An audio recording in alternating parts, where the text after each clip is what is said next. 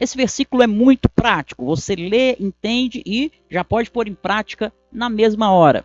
Você aprende na dependência de Deus a ter domínio na principal área da sua vida onde o diabo atua.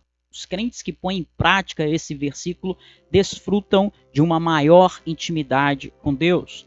Vencem batalhas gigantes no campo da sua mente. Têm uma vida íntegra e um testemunho impactante diante do mundo.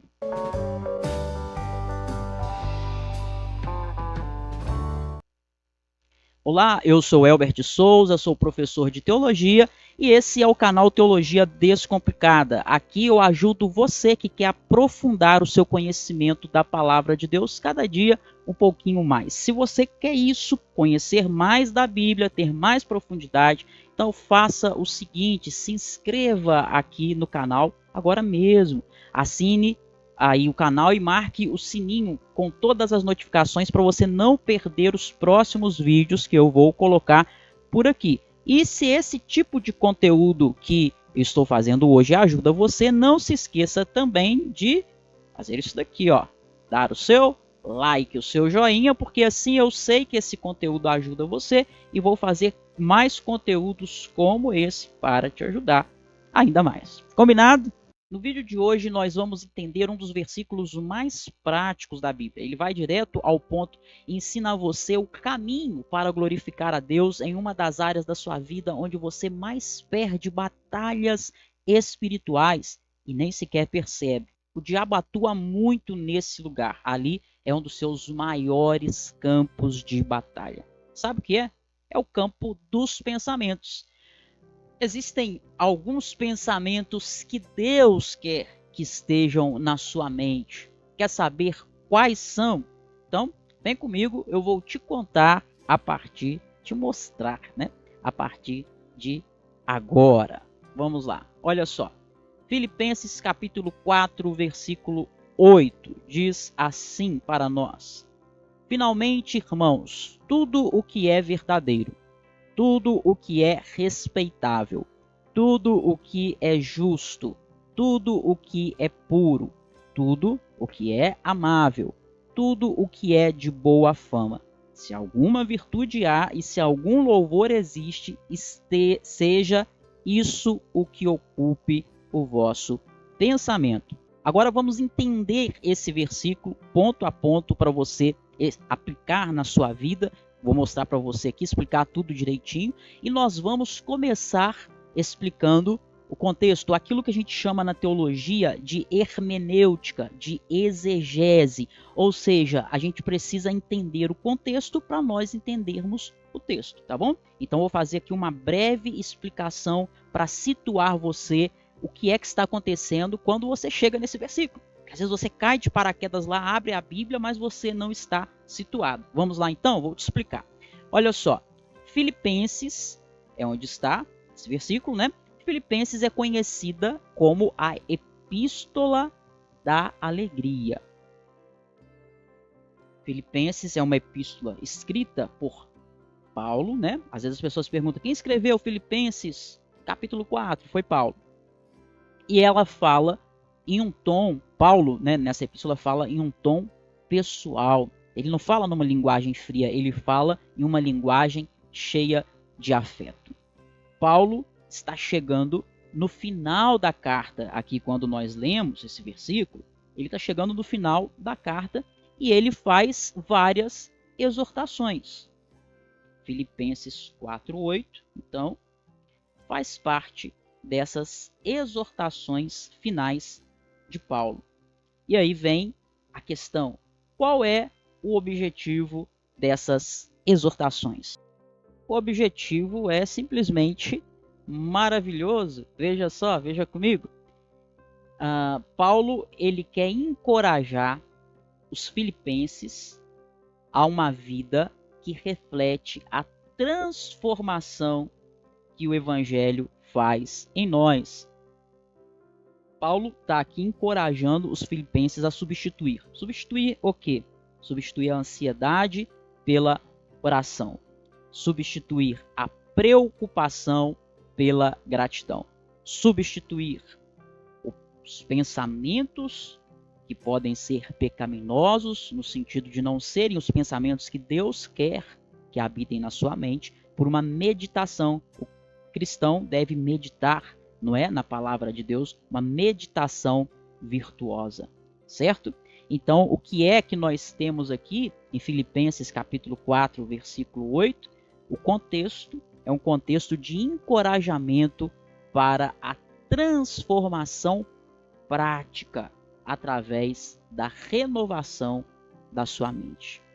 Então vamos lá, a primeira parte do versículo diz: tudo o que é verdadeiro. Vamos entender o que isso significa? Antes, olha só, pessoal, você que realmente quer conhecer mais da palavra de Deus, aprender a entender a palavra de Deus, você que quer aprofundar o seu conhecimento, você vai ficar aqui comigo até o final, né? Muita gente que sai antes do vídeo terminar é porque não quer realmente aprofundar-se na Bíblia. Então, você que vai ficar comigo aqui até o final, eu vou falar para você aqui de um material gratuito que eu vou separar para poder te ajudar nesse intuito, tá bom? Daqui a pouquinho eu falo contigo, já já. Vamos lá? Vou colocar aqui tudo que é verdadeiro.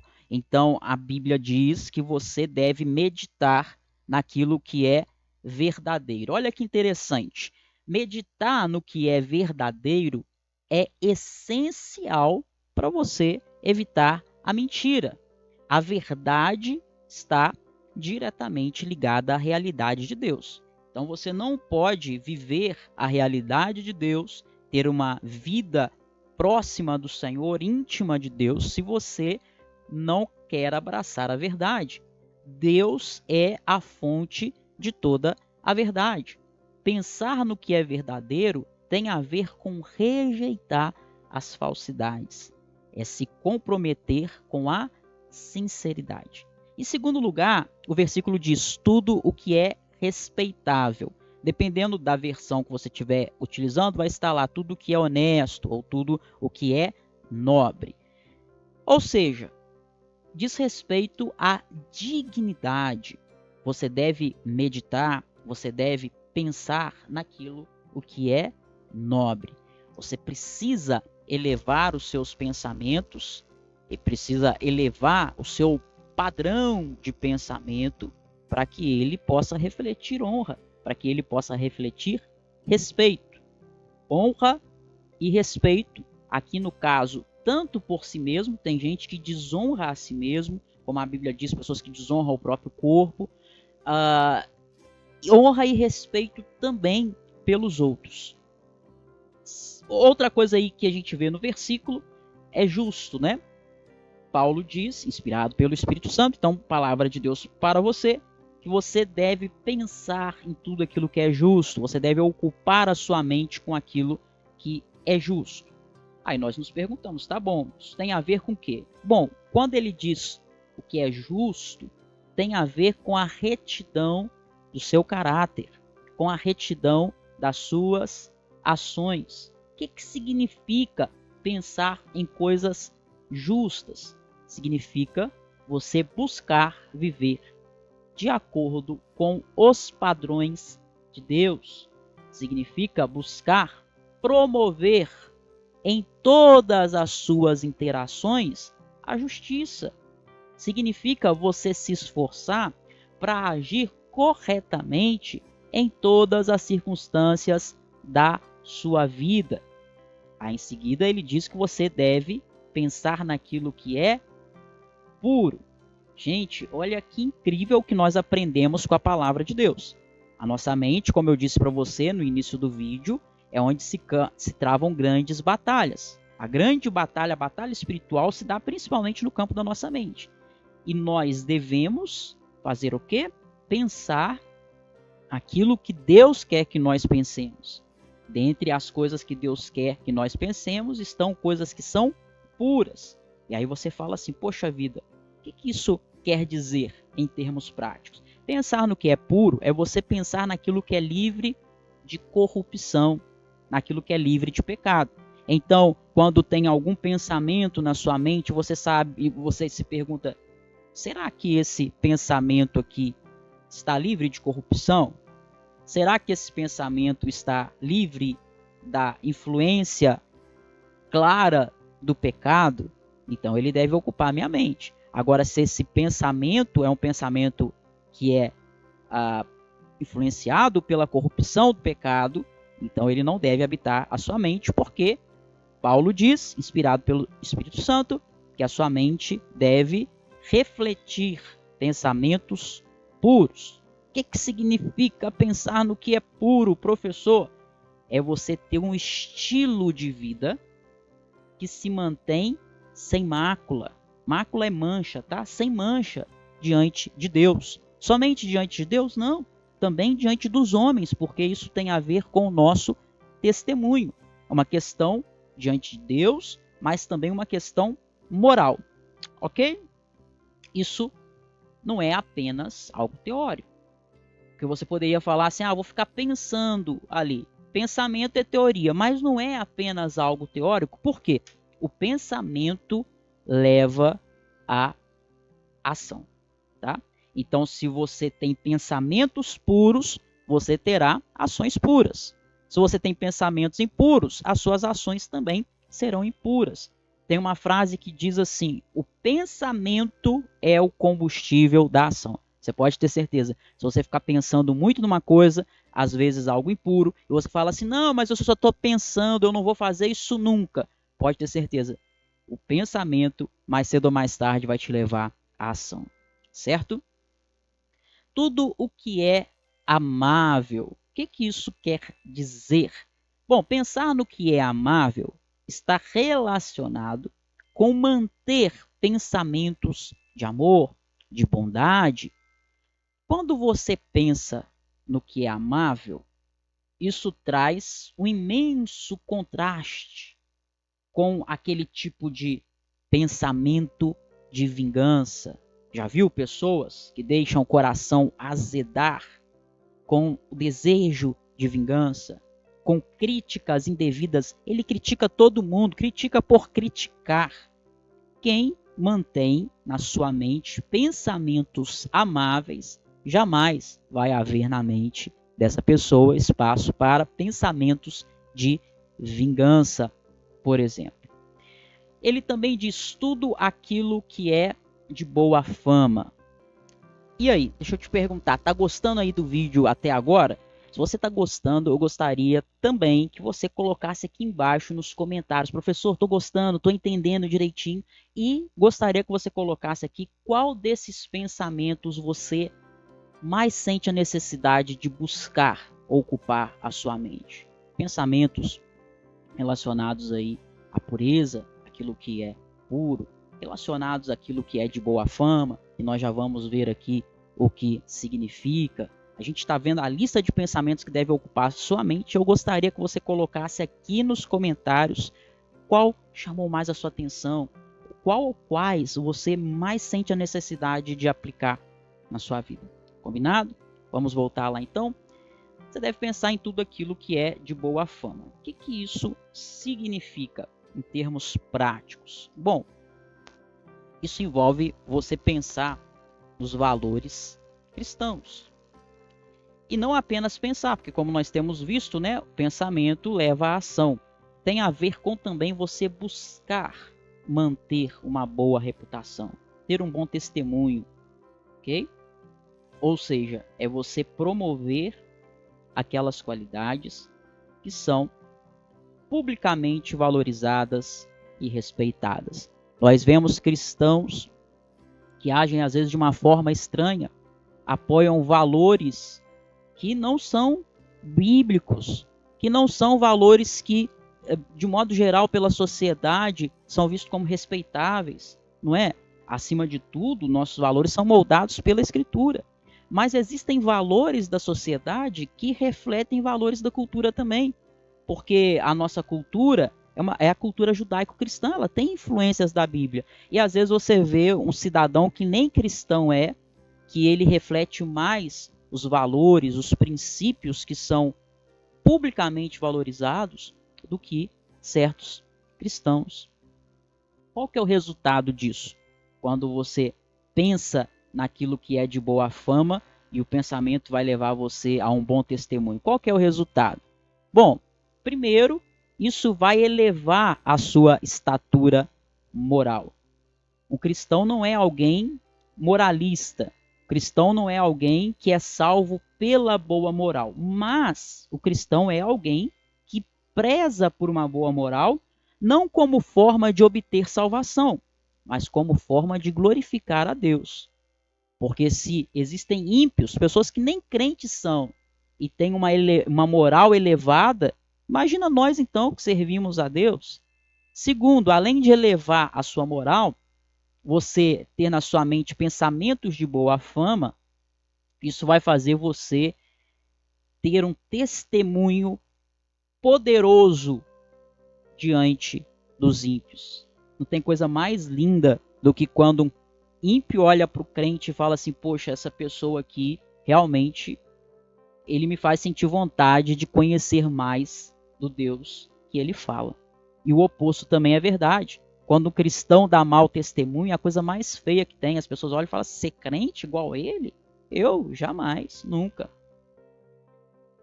O versículo diz a seguir aí que nós devemos pensar em tudo aquilo que está relacionado com virtude, com louvor. Se alguma virtude há, se algum louvor há.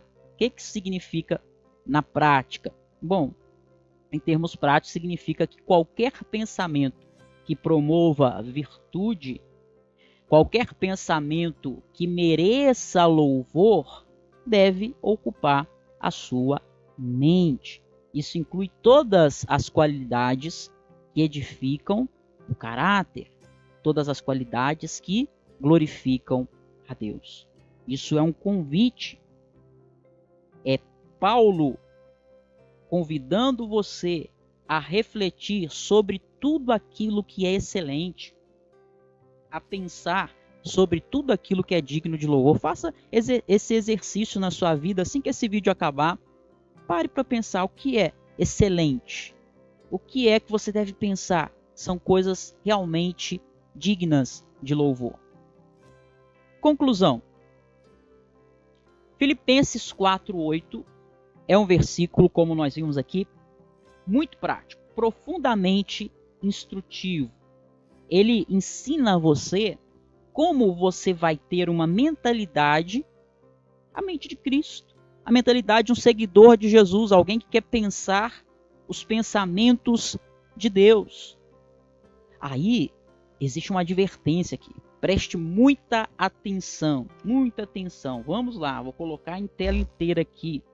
Porque esse versículo, você precisa ter em mente que ele não é um mero apelo à moralidade. Como eu te disse ainda há pouco, você não é salvo pela boa moral. Você é salvo pela obra de Cristo, pela graça, por aquilo que Cristo fez. A nossa boa moral é apenas uma forma de testemunhar que você realmente foi alcançado, que você é condizente com aquilo que você prega, que você é coerente com aquilo que você fala, que Deus transformou a sua vida. Então o cristão tem que ter uma boa moral, mas não olhe para esse versículo e faça dele um mero apelo para a moralidade. Tá? Achando que você é salvo pela moralidade, se sentindo superior a alguém. Não, olha, eu faço isso, eu faço aquilo. Se você entender isso aqui como uma lista meramente moral e não como uma forma de viver uma vida que realmente glorifique a Deus, você estará interpretando o versículo de modo incorreto. Ok? Vamos lá então. O que é isso daqui? Se não é meramente aqui um apelo moral? Esse versículo é uma exortação para que os crentes moldem as suas mentes. Igual lá aparece em Romanos 12, não é? Então, quando você molda a sua mente pela palavra, algumas coisas vão acontecer na sua vida. As consequências são inevitáveis. O que vai acontecer? Quais consequências são essas? Vou te falar, mas antes deixa eu te contar aqui o que é que eu falei para você que viria comigo aqui até o final, que eu ia separar algo para te ajudar. O que eu vou separar para você? O que eu vou liberar para você aqui?